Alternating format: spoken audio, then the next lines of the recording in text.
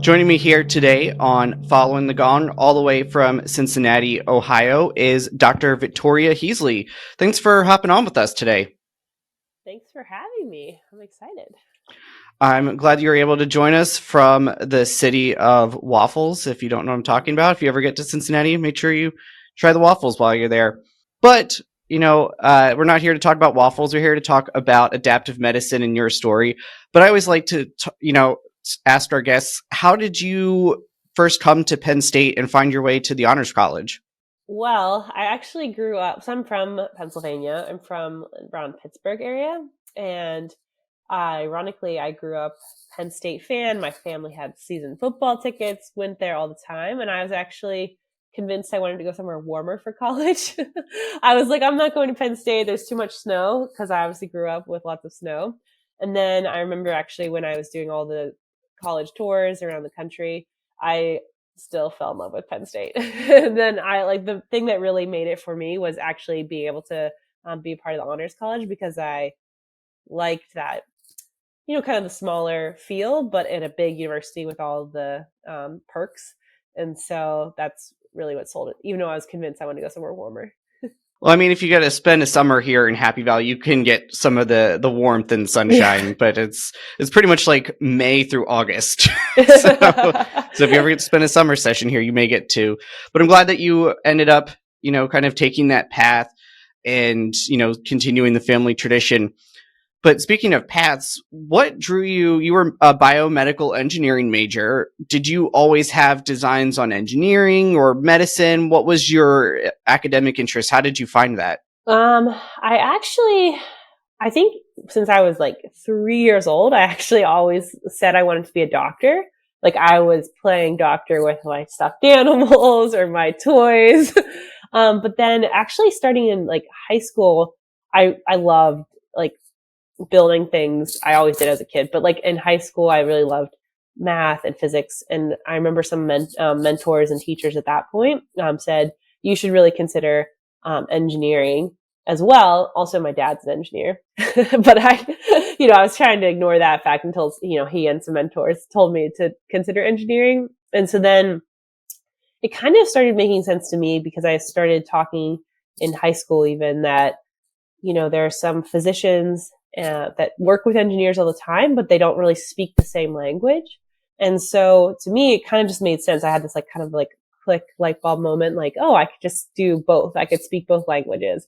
I could be an engineer and a physician and try to help with back then what I was thinking really was like device development and kind of speak both languages. And so then when I was looking for colleges, I was mainly looking for biomedical engineering. Well, you definitely picked the right place in Penn State for a program like that.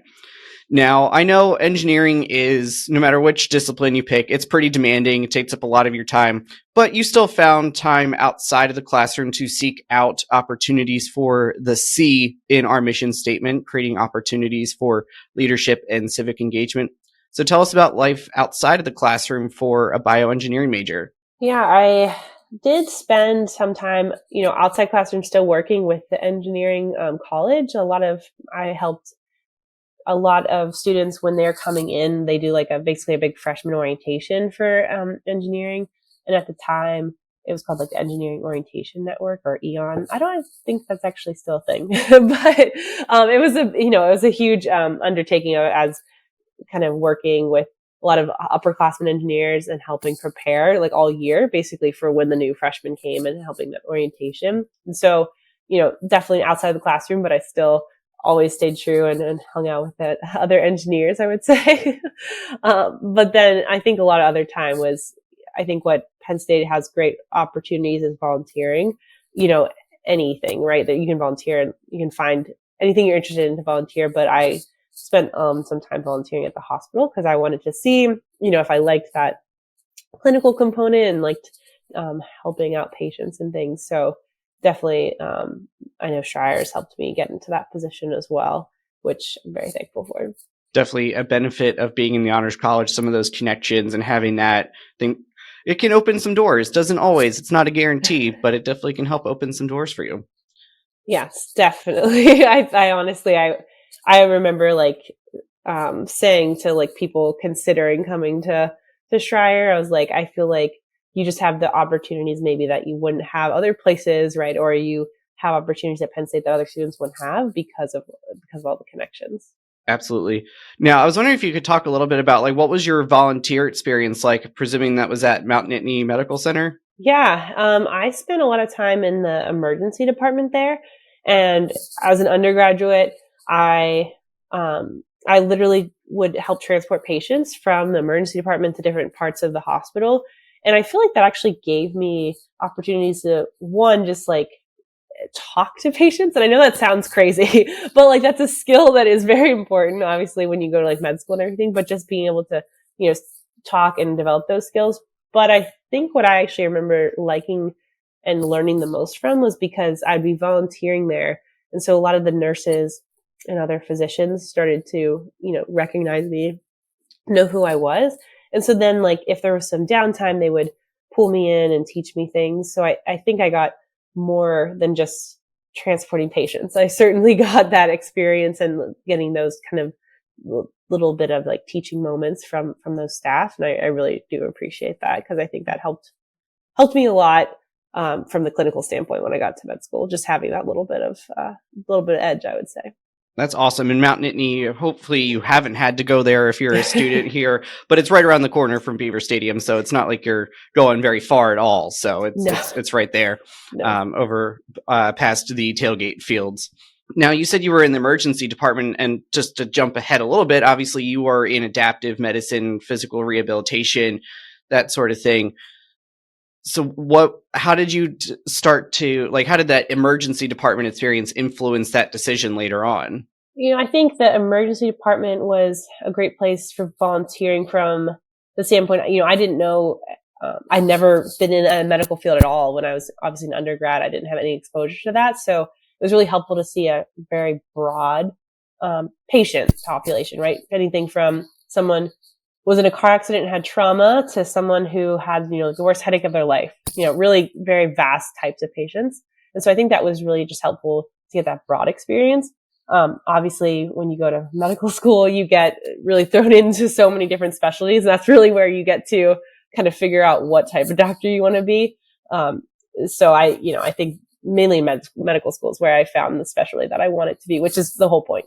Awesome. Well, we'll dive into that in a couple of minutes, but we're still at your Penn State part of the story here. And obviously this is the Schreier podcast, so we have to talk thesis. Tell us about your topic. How did you first, establish what you were going to research, and then tell us about your project and how it's influenced your career so far? Yeah. So when I was looking into research projects, I think I definitely started looking in like my freshman year, and then sophomore year is when I got like pretty involved in research. I got involved with synthetic biology or genetic engineering, and there was an undergraduate competition called IGEM, which is International Genetic Engineering Machine, is what it stands for. But it was really cool because there was about like 4 or 5 undergrads who we did a whole summer research project. We lived up in, State College. We worked in one of the labs, and the professors and the PhD students and postdocs helped mentor us. And we worked on this project and then got to compete at this international competition, kind of present our research. But then I was able to take that and expand it into my thesis. So then I ended up working on that all the rest of my time at Penn State. And so it was a bench work research. And I think I can't say enough about how that opens a lot of doors, I would say, even just from on my resume applying to medical school. But I think it just gave me such an experience that other students really don't have. I mean, I was working with amazing, PhD students and their professors and postdocs, and I had this like one-on-one mentorship, and they were teaching me these skills, which were well beyond where I would have normally been as an undergraduate student. And so, I can't say enough about that experience that I probably shouldn't have been getting right as an undergrad, but Schreier gave me that opportunity to have. And so I think it helped me also understand, what research I liked, what research I maybe wanted to pursue later. And it gave you that, I think, that kind of insight. Awesome. Now we're going to take a real hard left turn here. You shared that before, it was kind of that transition from Penn State undergrad to med school, that you worked at Disney World. Is that right? How did that fit into the equation here? That feels like a real kind of like a very strange interlude between the two stages. Oh my gosh, yes. So I grew up going to Disney, loved Walt Disney World. I used to actually dance most of my life. And, I think back in high school, I was always like, oh, I would love to be a dancer, a performer at Disney World. But I remember auditioning to be a performer at Disney. But the way it worked was you had to sign at that time. I don't know how it works now, but at that time you had to sign a year contract, and that would have made me delay college. And I was like, well, I kind of want to be an engineer and go to med school, so I probably shouldn't keep delaying school to be a performer. But I always wanted to work at Disney. And so then once I got into medical school, I had a summer available to me. And I remember one of my advisors said it's totally fine to do something not scientific and not research and not, medical volunteering, and kind of just to have a little bit of diversified experience or fun, basically. And so then I worked at Disney between my junior and senior summer. And then I was able to stay a cast member. And so then I could work between my senior year and med school. And then I would kind of go down on Christmas break, and I'd pick up a couple shifts or spring break. And it was just very fun. It was so different than, anything I had done. And I have to say, the amount of customer relation that you get trained there and the experiences that you learn, I think have been really helpful to be a physician. And honestly, I think it was 2 weeks at least of training of how to deal with people.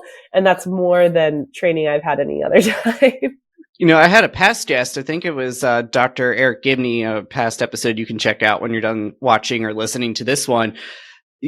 That cast member experience of customer service, that's something Disney is known for, probably has positively impacted your bedside manner, is kind of what you're alluding to, right? Definitely. I think it's just part of, again, I think looking back at 2 weeks of training of just how to interact with people, right? And when people are upset maybe, or when people are asking difficult questions, or that customer relation and how to work with customers and guests, but also how to work with your team members. I think you can use that in any job.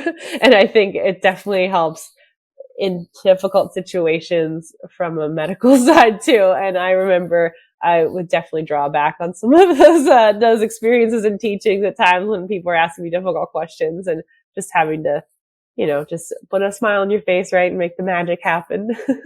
That's awesome. Yeah, I think, you talked about being a dancer, and you said your advisor was go do something not scientific. I think that helps make a more well-rounded person, I would say.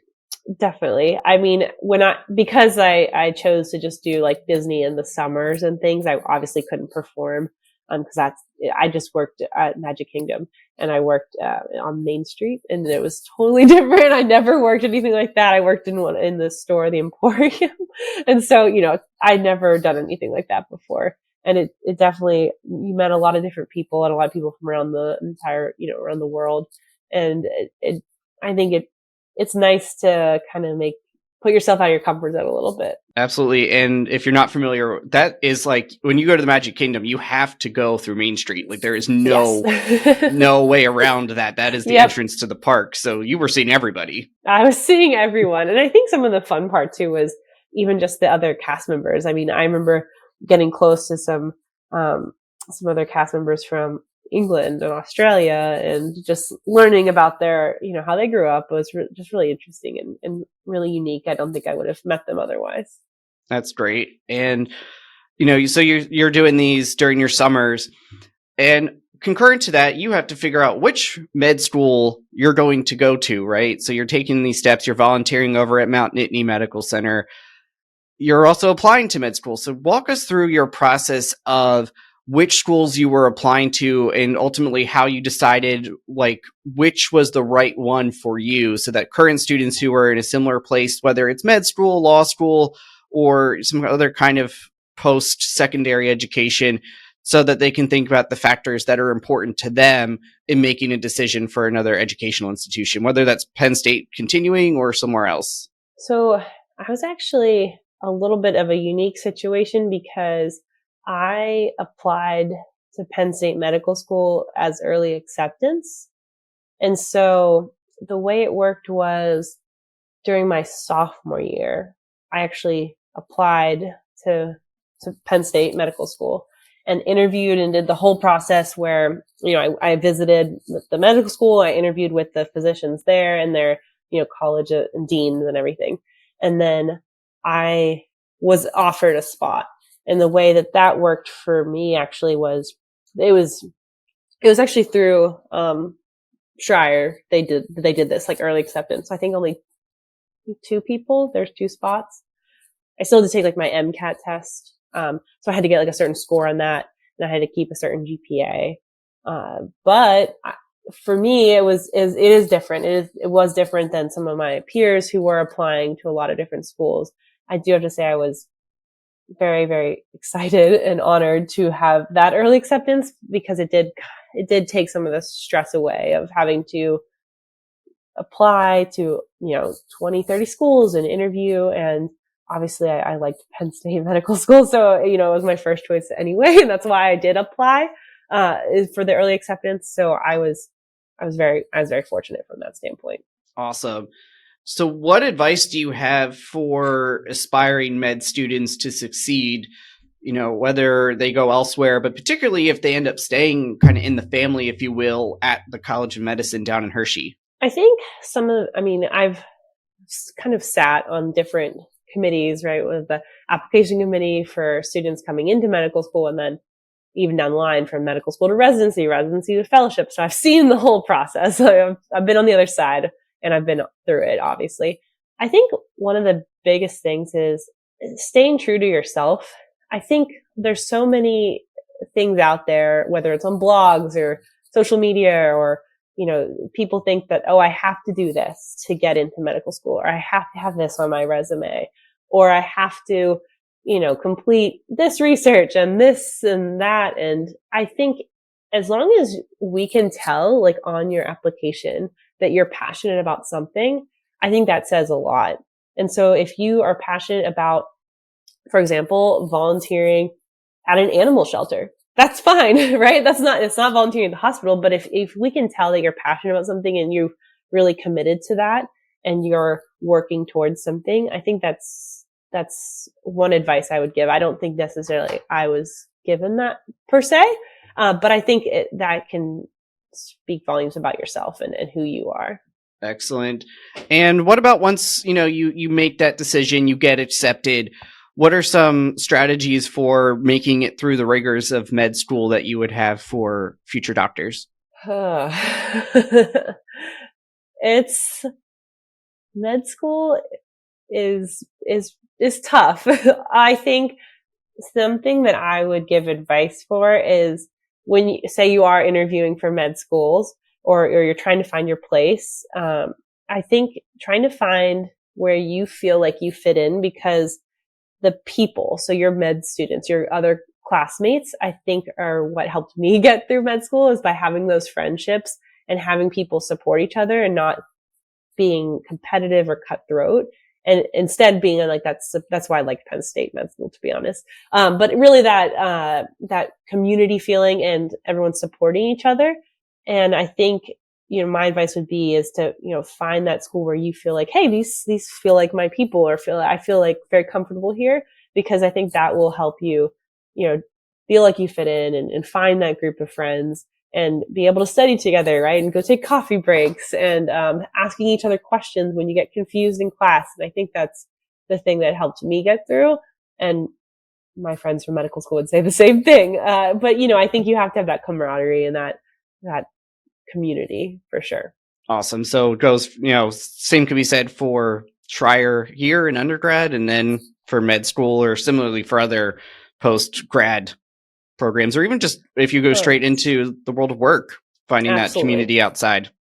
Absolutely. And I think too, like, I mean, one of my best friends is, I met her in Shire, and like, we always talk about that. Like we feel like we helped each other, right? Get through the rigors of engineering and stuff and through Shire, but we met each other and we found our people, right? And that's, I think, makes the biggest difference. If I can, Victoria, I would love I think this was one of the stories that you shared in your questionnaire about how you became friends with this person. I laughed when I read it. If you want to share, oh my gosh, this might be a good time since you brought it up. Perfect. Yeah. So, in like freshman year, one of the honors classes that I took, I think, was honors calculus, maybe 2, I think. So it's really small. It's a small class, which is awesome for the honors class. And I sat next to this girl. Her name is Sarah. And I had noticed I saw her in like my physics class and my chem class, but then it was small enough in the calculus class that I sat down next to her and I literally said, I was like, "Hey, I'm Victoria. I've noticed you in a lot of our classes. I think we should be friends."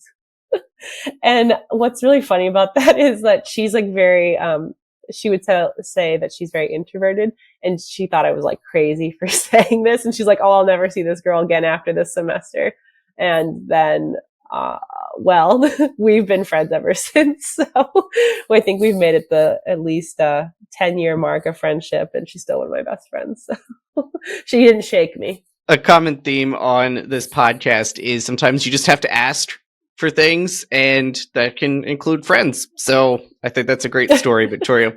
I love it. And every time she brings up, she's like, "I really thought, oh, I'll never see this girl again after this semester." So we're going to pivot back to med school, because I'm sure that's why a lot of folks are either watching or listening here. And so you're in med school, and obviously once you get to that third year, typically in most programs, you start doing your rotations so that you can start thinking about residency and specialties. So talk about that process. What was that like? What were the things you were looking for to help you identify which was the area that you wanted to pursue once you graduated from the College of Med at Hershey? Yes. So the first 2 years are mainly classwork and things. And you do get to do a lot of clinical in the first 2 years at Penn State, which is great. The third year are like your core rotations. So those are mainly like we would call them the core specialties. So surgery, internal medicine, family medicine, pediatrics, OB-GYN. And then that's kind of your exposure. So you can kind of start narrowing down what you like. And then you basically have to know by the end of your third year, because that's when you're applying to residency, of what specialty you want to do. And what was really helpful is that we got electives at Penn State. And so I was, trying to figure out what specialty I liked. And I knew it kind of all goes back to, I knew I wanted to do some sort of device development. I wanted to work as the physician and as an engineer. And I was trying to figure out what type of devices I liked. And I was getting really nervous because I wasn't liking anything so far. And then luckily I found the field called physical medicine and rehabilitation. And I remember sitting in the office of the chair of the department, and I was kind of explaining, like, I have this vision of using my engineering background and using it as a doctor and being able to create devices. I just don't know what that looks like yet. And I remember him saying to me, he's like, "You have to do this specialty." He's like, "You can 100% do any sort of like adaptive equipment or assistive devices, and all within physical medicine." And so then they let me kind of change my schedule. And so I got to do an elective and fell in love with the field. And here we are. So for those of us who are not medical professionals, let's, we're going to dive into what exactly that is. But first, let's define what that is. You shared some different terms like physical medicine, rehabilitation, adaptive medicine. So, for us lay people, can you define those so that sets up the rest of our conversation here? Yeah, absolutely. So my specialty, what I did for residency is the field of medicine called PM&R, so physical medicine and rehabilitation. We also are called physiatrists. It's a very special word there. It's a very unique specialty, and it's not very well known, I would say, unless you really need us. And so the field of medicine, PM&R, takes care of any patient from someone who has a knee injury on a football field all the way up to someone who has a stroke traumatic brain injury or spinal cord injury. So a huge variety. And what I like to think about the field is we really care and focus on quality of life for the patients. And so we want to make the patients as functional as possible, whether that's helping with equipment or pain or different procedures and things to help them be as functional and have an abundant life. And so again, it's a very unique field, and most people don't know us because they don't need us. And then kind of branching into adaptive sports medicine. So that's where so I did fellowship then in sports medicine, but my area of expertise, my super niche area, I would say, is adaptive sports medicine. And so the way I kind of think about this is, sports medicine for people of all abilities, all functional abilities. And whether that means that maybe in adaptive sports, maybe that means that people need to use equipment or modified rules. But again, we just want to make sure anyone, regardless of their abilities, can do a sport or recreation. So obviously athletics is a big part of the culture here at Penn State. So how do you fit in with things like you see in the news, XYZ athlete tore their ACL or they need Tommy John surgery or something? How does that relate to what your specialty is?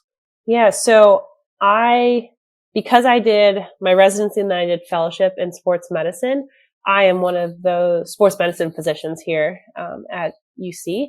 So, I'm on the sidelines of football and soccer or volleyball, any sport I'm on the sidelines of. So yes, I see all of those college athletes all the time. And then in clinic as well, sometimes we'll have maybe past college level athletes or professional athletes. And so yes, that's my day-to-day basis. Exactly.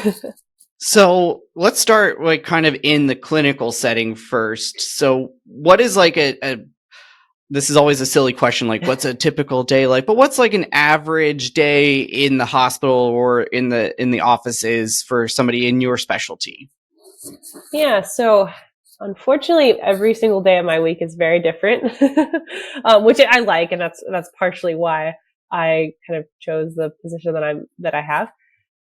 When I am practicing, I'm normally in outpatient setting, so not in the hospital, just in the clinic setting. And, I'm seeing anything from a patient who maybe fell and broke their wrist, or I could see someone who had a spinal cord injury and has shoulder pain and needs a procedure on their shoulder, and I'll do the procedure. Or I'm seeing someone maybe even with back pain who needs a back injection. Or I'm seeing a person who has a prosthetic leg and they're trying to become a better runner. And so it's very different. I would say, anything in between there. I like it because it's very exciting, right? I could have a 12-year-old coming in with hip pain and they're a basketball player. And then my next patient could be an 86-year-old who's a swimmer and has shoulder pain. And then my next patient could be a 50-year-old patient who had a stroke and wants to be able to fish again. So it's really very variety, and I really like that. So you do a little bit of PT, physical therapy kind of oriented things. Sounds like you have surgical responsibilities. Is that a fair understanding? So we work with the physical therapists and occupational therapists a lot. They're part of our very core clinical team. The physical medicine and rehabilitation, sports medicine, physician side of things, we're doing a lot of the kind of diagnostics and and even diagnostic procedures as well as treatments. And so that's kind of where we fit in, I would say. And so a lot of the times as well, I will be doing a procedure, and then if conservative measures, I'll do something. And then, if someone needs a knee replacement, then one of my colleagues will do the knee. I don't do the actual surgery myself, but I do everything up into the surgery. So I'm in the orthopedics department as well. And so we work very closely with the surgeons, and they'll be like, hey, try this. Can you do this procedure for me? An ultrasound guided procedure or X-ray guided, something like that. And so I do a lot of those things. So you said, I'm trying to in the defining part of this is an area that a lot of folks don't necessarily think about until they need you. It's probably similar to things like oncology or other medicines where you're, don't need them till you need them. So how do you work with patients, and maybe drawing back on your Disney answers here, if they need you, they're definitely experiencing some kind of pain, some kind of setback physically, but there's also the emotional toll of dealing with your example of the 50-year-old stroke victim who wants to fish again. That's probably important to them. How do you work with them on that side, and how does that impact your teaching and research as well? I think actually it's a good point. You said bringing back to like the Disney experience, right, in training. But I think something that I always really focus on when I'm talking to the patients is like, our specialty and myself is like, I want to help you get back to what you want to do. I don't want anyone saying like, this isn't possible, or, you can't do this. Like, I hate saying that. I hate being told that. So it's like, I'm very like, I want to help you get back to what you want to do and have your quality of life that you want and have the abundant life that, that you can have. And so I always kind of phrase it like that, because a lot of, like you're saying, a lot of these patients have gone through something setback or even life altering.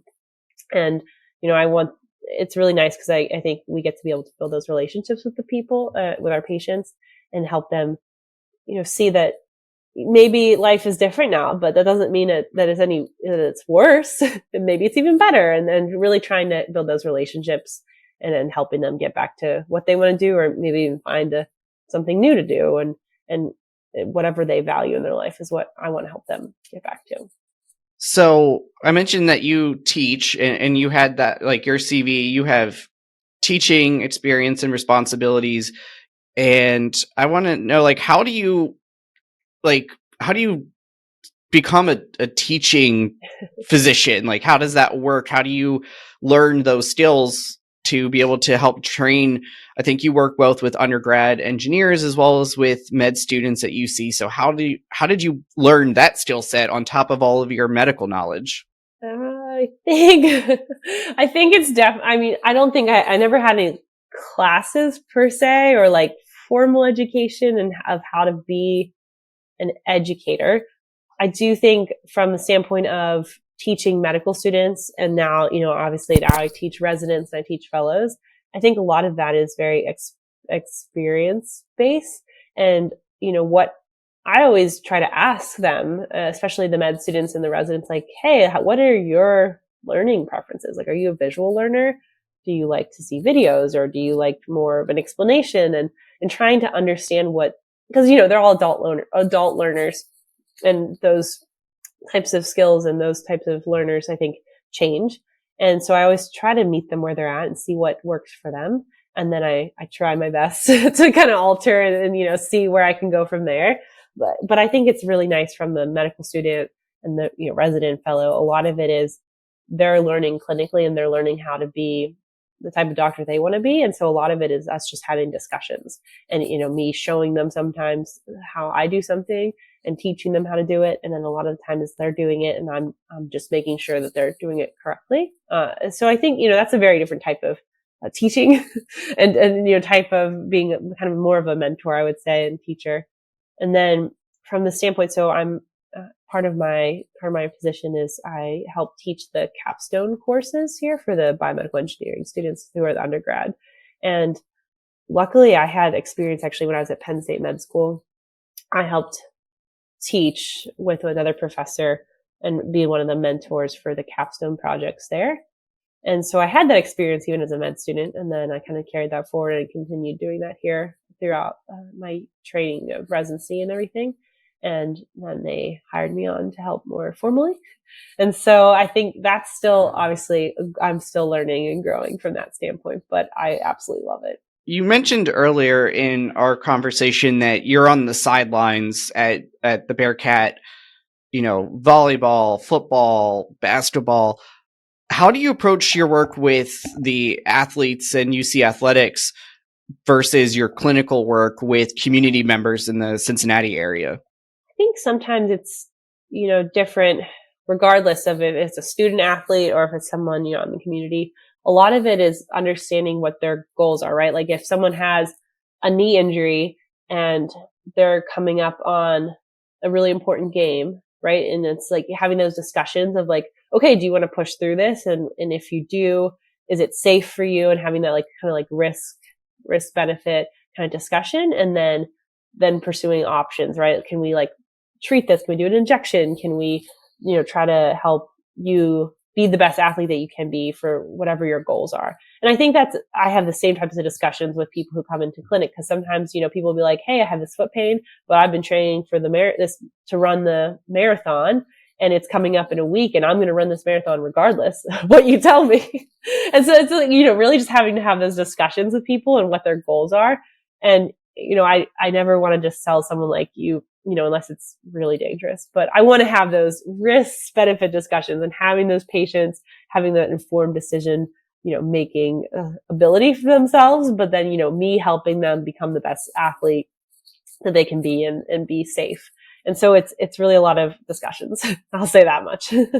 And do you get to work, I'm assuming, with like the coaches and the team trainers and things like that? Like, how do you develop those relationships? And because, maybe they want that player to play, but it's not in their best interest. Like, how do you navigate those kind of relationships and dynamics? Yeah. So the athletic trainers are incredible. And we work with them a lot because they're kind of our main point of contact a lot. And the athletes really trust them and have that relationship. They're seeing them every day and they're working with them. So a lot of times the communications on this will be with myself and the athletic trainer. Be like, hey, I need you to check out this athlete for their knee. And, that's normally like our first point of contact. And, based on like the decision, a lot of the times it's the athlete, myself, and the athletic trainer all kind of discussing. And sometimes, the coaches will be involved, but they're not normally until the next step. The initial thing is from the medical side of things, where the trainer, the athlete, myself, and then, if we need to talk to the coach, if we need to have that discussion, again, a lot of it is risk benefit and be like, if, I understand you really want them to play, but we need them to be better so they can play for this next, the next step or the next phase. And so a lot of it, I think, is just building the relationships and having them trust you and because they've gotten to know you. And then just having that open communication and just being open and honest. And I always try to explain my reasoning and my, like, what is going through my mind, because I feel like even if it's word vomit or even if it's just me like spewing out words, at least they're understanding why I'm making those decisions or why I'm thinking this way. And I think that's worked, for me in a lot of ways. But I think it's like, if people can understand where I'm coming from and they can understand my thought process, I think that helps a lot. Now, you talked also about devices and helping folks who, maybe they're an amputee or they need some other kind of adaptive equipment in order to participate in sports or fishing or any other kind of physical activity. So what are the kind of things that you're working on in that space with the devices? Because that's what drew you to medicine in the first place. So what's kind of on the horizon in that space that you can share? Obviously, we're not looking for proprietary things that aren't patented yet and all, but give us some exciting things that you're doing. That's exactly what you said. That's what kind of drew me to medicine, and I found that in medical school. But my real passion is definitely the adaptive sports equipment. I think like the most exciting days for me are when I get to work with an adaptive athlete and when I can hand them a piece of equipment and then they get to play their sport or do their activity and they never thought that was possible again. And I think that's just the most meaningful thing for me and the most exciting thing. And like an example that, really sticks out to me is I had a college age girl who unfortunately had a stroke and had weakness on her left side. And she came to me. So part of something else that I do is like sometimes patients will come to me and say like, hey, I would love to do this sport again. How can we do that? And so she wanted to play golf again. Her whole family golfed. It was something they all like to do. And so we basically worked with some other engineers and myself making a device that she could wear on her hand that could help grip the club. And then what was so exciting was giving it to her. And then she sent me a video of her swinging a golf club again and actually being able to hit a ball. And I think those are like the most exciting things for me, is just seeing and, using engineering and using the teamwork and from the physician side, but also the engineering side, and giving something to someone, and then just that smile. I think those are the days that I really live for. But so exciting things that, we're working on are kind of anything you can think of. Something now we're working on is for adaptive skiing. So we do adaptive skiing out here. And we're working on a device for people who can stand and ski. And so trying to work, some of the engineering students are working with me on that. And so hopefully when it's cold out right now, but there's no snow, but hopefully in the next couple of weeks we can be out in the snow and start testing it. So there's a lot of things on the horizon, but I love it. That's my favorite part. That's awesome.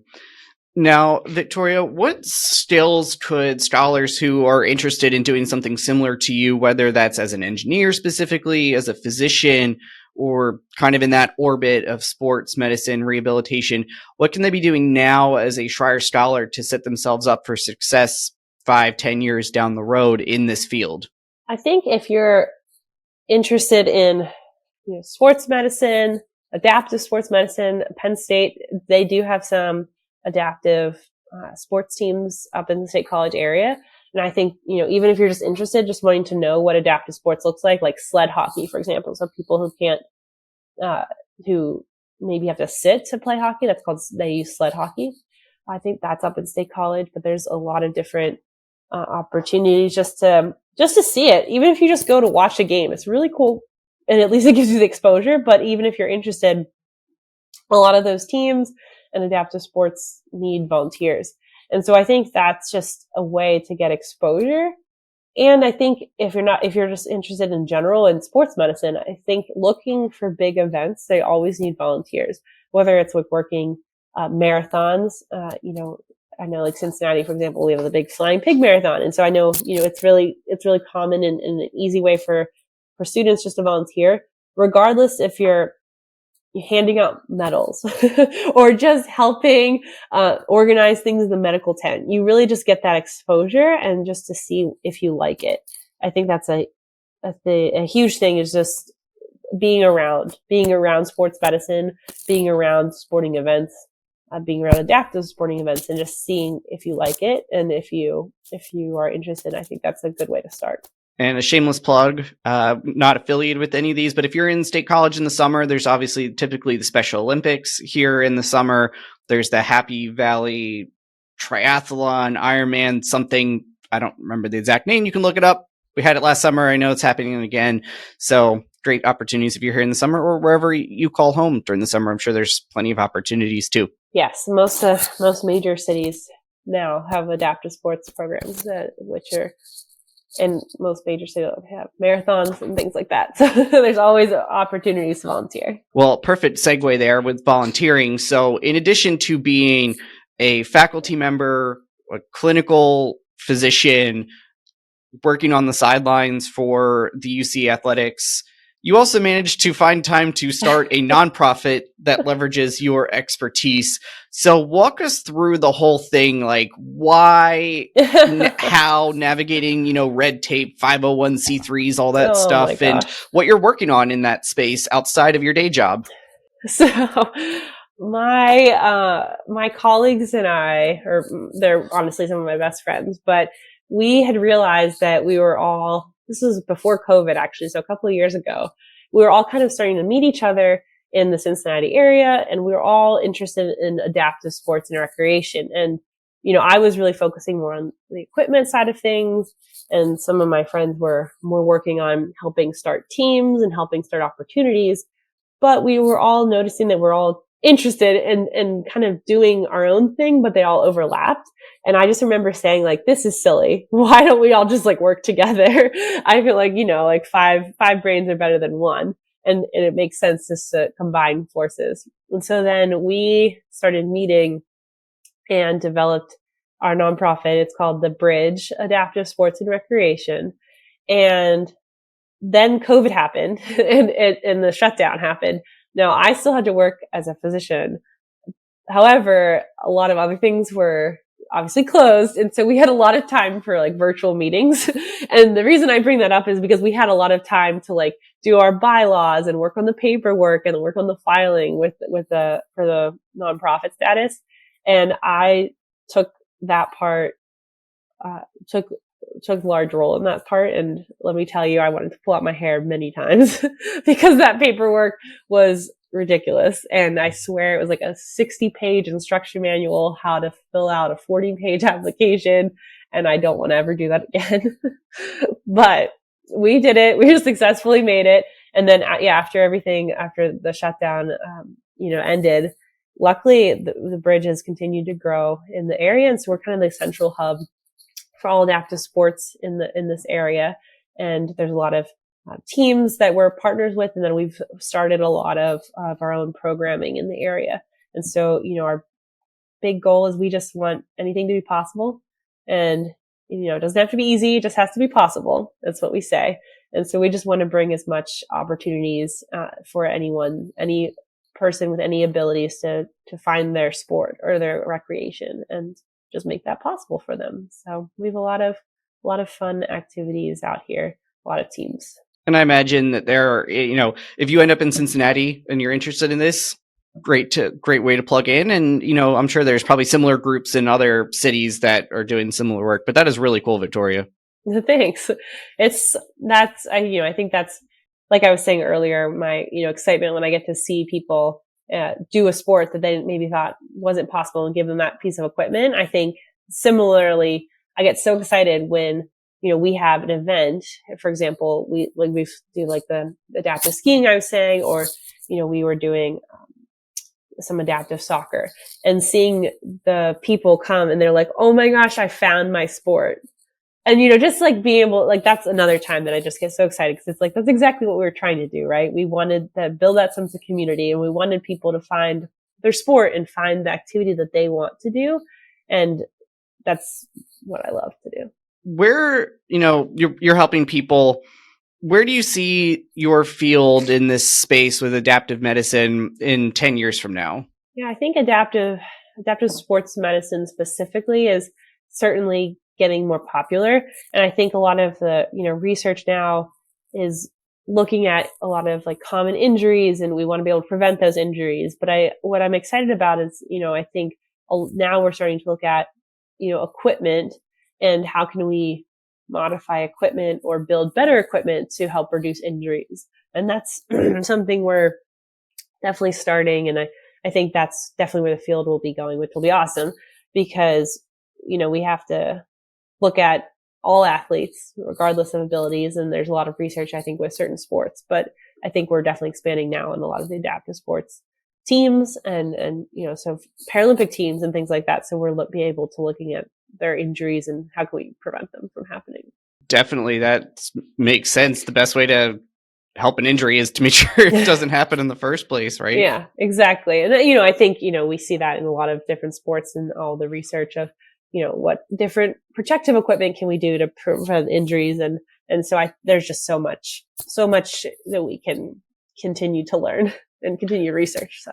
Absolutely. As somebody who is a football fan, I've seen a lot of the public discourse between the NFL and the NFLPA, for example, about the playing surfaces, even something as simple as like, are you playing on grass or synthetic, and even the different types of synthetic and how that impacts injuries. So be curious to see where that ends up going. Yes. Yeah. Not even the equipment, but just what they're playing on. It makes a huge difference. Yep. So I think in sports medicine in general and adaptive sports medicine, there's so much we don't know. Well, I'm glad that we have folks like you who are figuring this out so that everybody can participate in these activities. Now, obviously, you've probably picked up, I'm no expert on any of this. You are. So what are the things I should have asked you in our conversation today that I just didn't know because I'm not a physician? Or maybe another way to ask this question is, what are some questions you often get from your med students or your residents that would be helpful to talk about here towards the tail end? I think some questions, I think sometimes like medical students will ask, so, if you're a student listening and you're considering, medicine, I think a lot of different specialties can get you to sports medicine.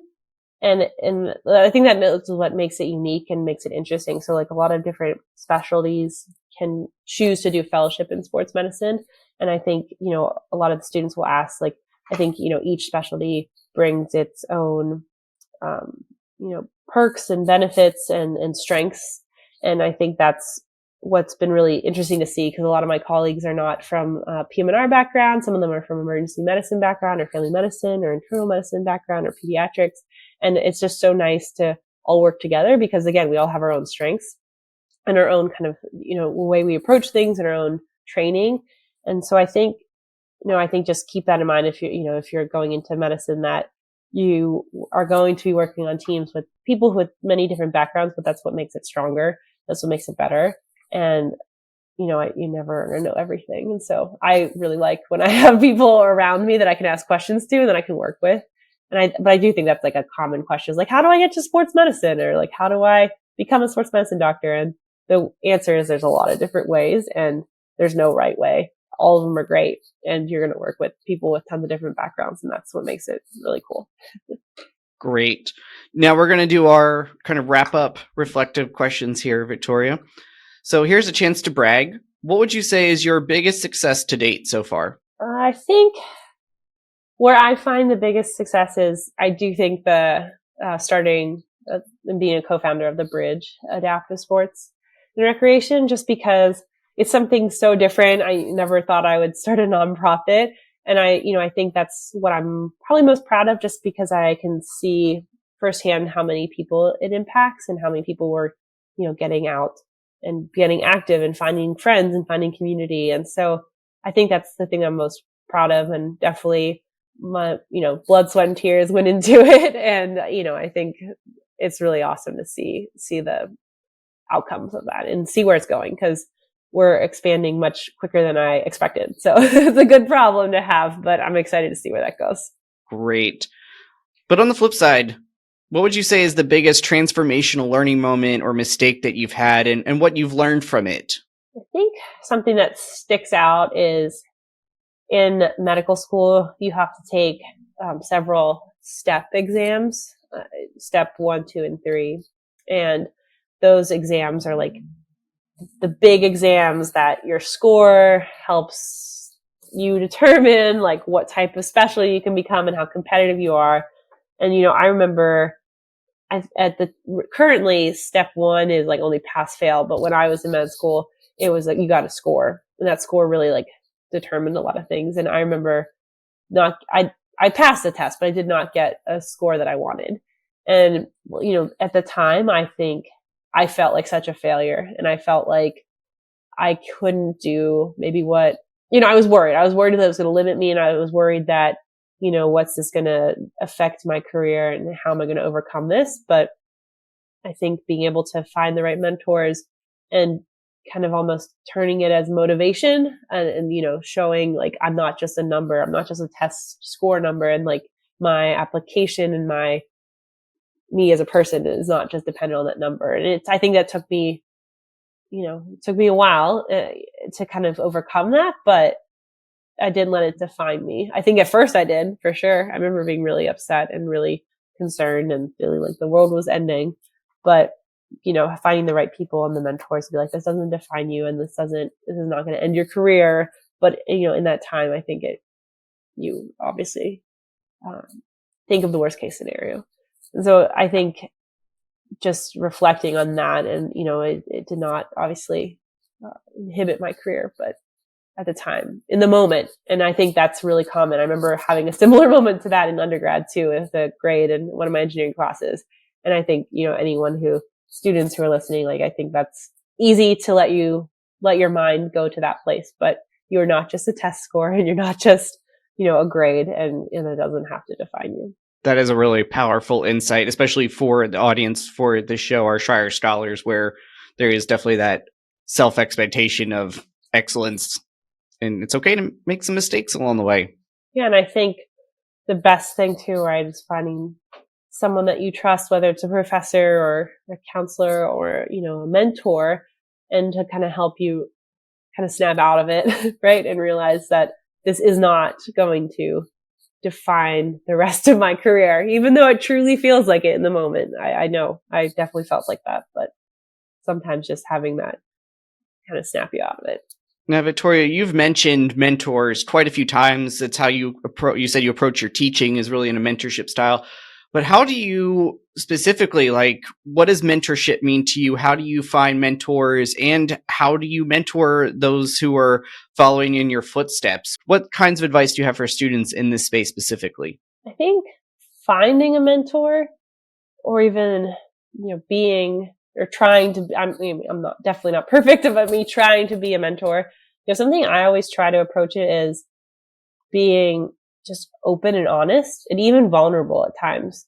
Because I think there was a moment, I think probably residency or maybe even med school or residency where, like I think you're always expected, like you even just said, like excellence, right? Or you think people assume that you're supposed to know everything and you're supposed to be right all the time. And I remember just having this moment being like, well, I'm just going to start being honest. Like, I'm worried about this, or like, I don't know this answer, or I don't know how to do this. And, this was hard for me at first, but this is how I figured it out. And I think that's where I try to like approach when I'm mentoring or teaching, is just being very honest about, this was really hard for me and this is how I overcame this, or I don't know this answer. I had to look it up. Or when I was learning to do this, this part was not easy. And I think I always look for that in a mentor as well. And that's why I try to do that as well. Cause I think it's easier to relate to someone when they're just honest and, they don't have the answers to everything, or they don't have it all figured out. And I think that's how you can relate to people and really get through and be able to kind of build that relationship. Are there any of those mentors, professors, friends from your days on campus, perhaps Sarah, who you mentioned earlier, that you want to give a shout out to here at the end of the show? Definitely Sarah Summers. She is one of my best friends and mentor for sure. And I think, I think just even in Schreier, Dean Brady was the dean for me when I was there, and he was one of my mentors. And I think just even being able to have that relationship was incredibly helpful, and someone I felt like I could talk to if I had questions. And so definitely obviously met him because of Schreier. And so I think you have so many people that you can meet and talk to, which you wouldn't necessarily get if you were not in Schreier. Fantastic. Now, as we're wrapping up our time, can you leave us with a final piece of advice for students to make the most of their time at Penn State, at Schreier, in med school? Leave us with one final piece of wisdom.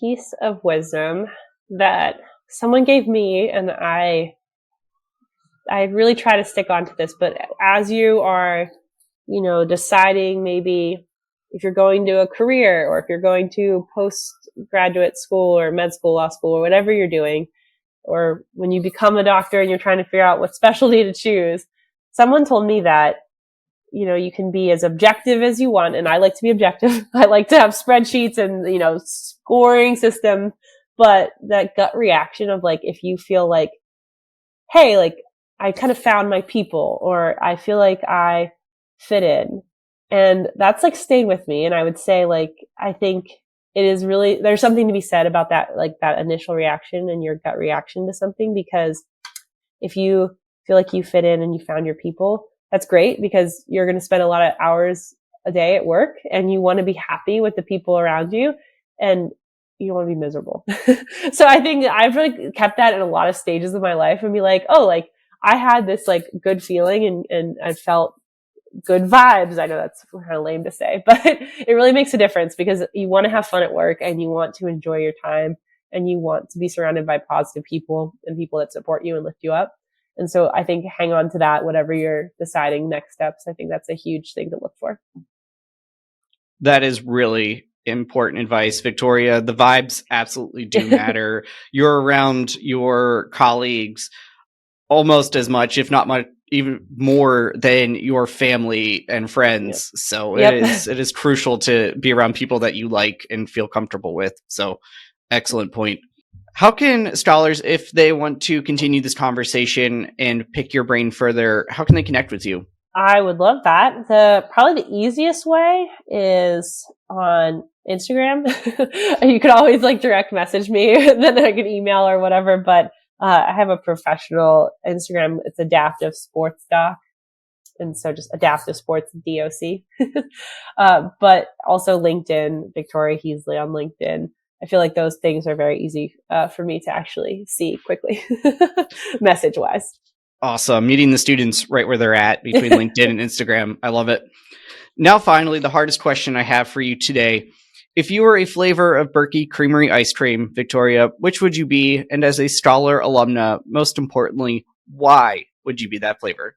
So I knew this question was coming, and I really thought a lot about it, and I looked at all the flavors, and I think what I've landed on is cookies and cream, and partially because I do love the flavor.